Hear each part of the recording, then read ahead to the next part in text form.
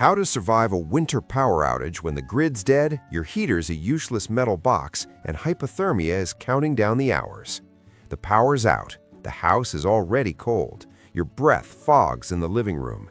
The thermostat's blank. Your phone's at 12%.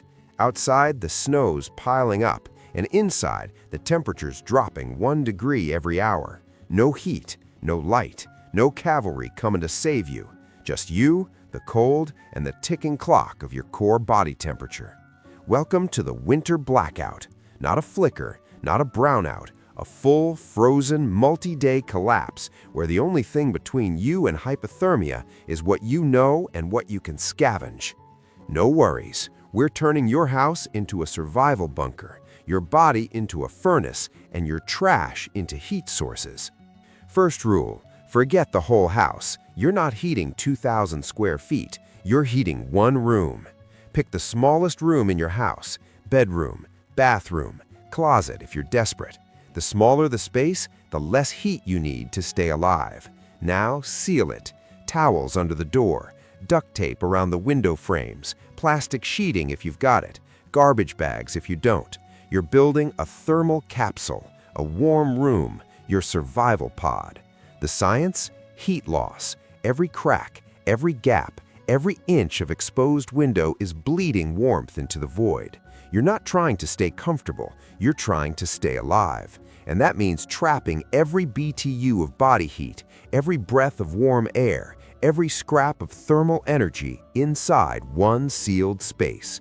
Grab blankets, sleeping bags, couch cushions, pile them on the floor. You're sleeping low because heat rises and cold sinks. The floor is where the cold pools, so you insulate it. Cardboard, yoga mats, layers of clothes, anything between you and the frozen ground below.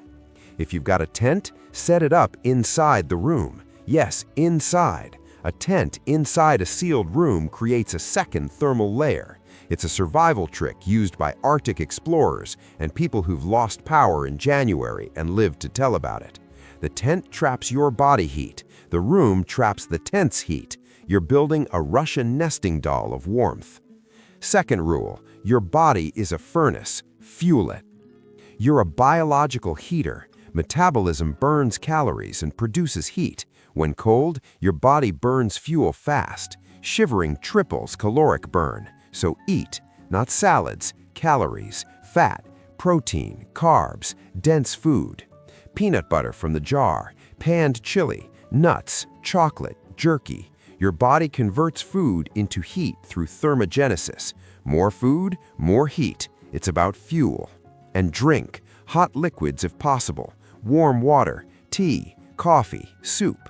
Hot liquids raise core temperature from inside. Boil water with a camp stove or fireplace. No stove? Body temperature water beats ice cold. Let the bottle warm against your skin first. The science? Core temperature is everything. Hypothermia starts at 95 degrees Fahrenheit.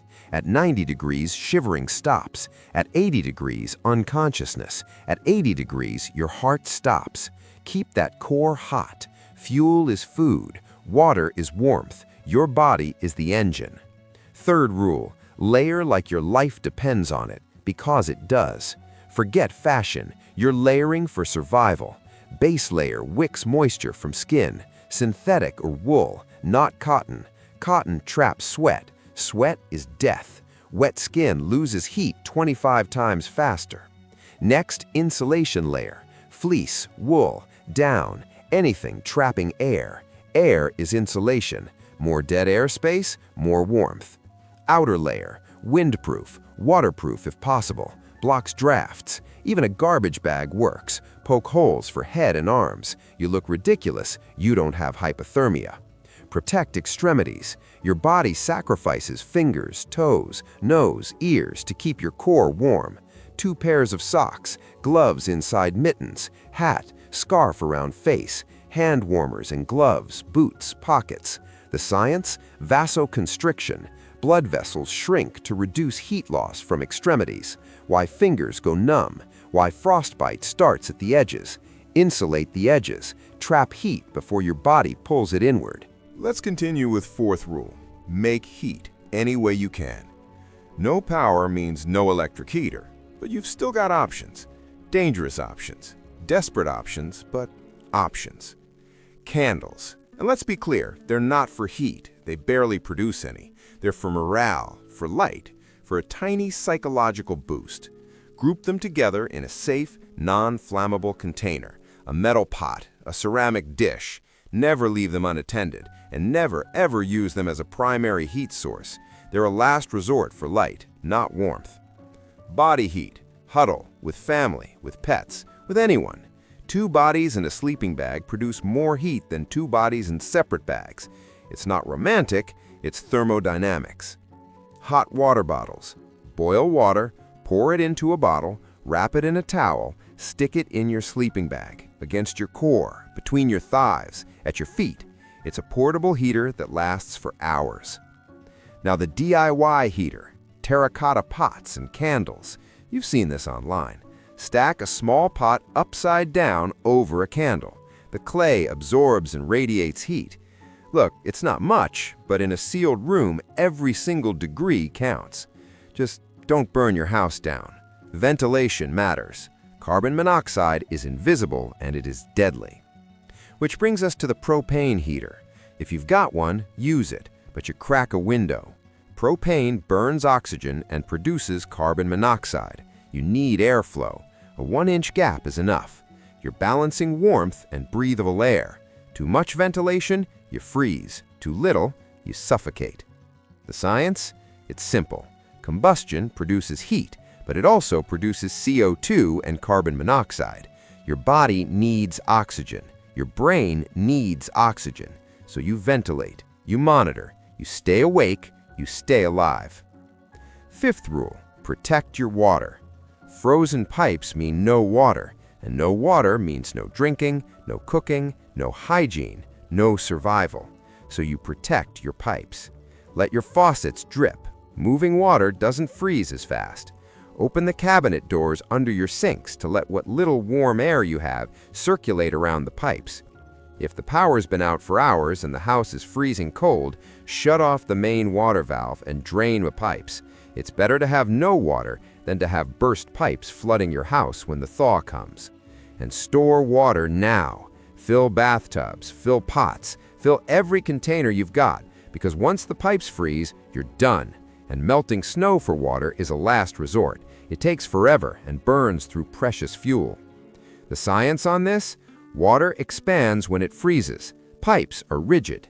Expansion plus rigidity equals rupture. And a burst pipe in a frozen house is a disaster you can't fix until spring. 6th rule, stay awake, stay aware. Hypothermia is sneaky. It starts with shivering, then confusion, then apathy. You stop caring, you stop trying, you just want to sleep. And sleep is death. So you stay active. Do jumping jacks, pace the room, flex your muscles. Movement generates heat. Stillness invites the cold. Check on everyone in your survival room, the kids, the elderly, anyone vulnerable. Hypothermia hits them first. Watch for slurred speech, stumbling, irrational behavior. And listen to this, if someone stops shivering but they're still cold, that's bad. That means their body's giving up. You warm them immediately. Skin-to-skin contact, hot liquids, dry clothes. The science? Your body shivers to generate heat. When that shivering stops but the cold remains, your core temperature has dropped too low for your muscles to function. That's stage 2 hypothermia. Stage 3 is unconsciousness. Stage 4 is death. The blackout will end. The question is, will you still be warm when it does? The grid is fragile. The winter is brutal. The power company is doing their best, but their best might not be fast enough. So you don't wait, you don't hope, you prepare. You seal the room, you layer up, you eat, you drink, you make heat, you protect your water, you stay awake. Because survival isn't about comfort, it's about making it to the next sunrise, with science, scraps, and the grim determination to outlast the cold. The power will come back, the heat will return, and you'll be the one who made it through. Stay warm, stay alive, stay ready.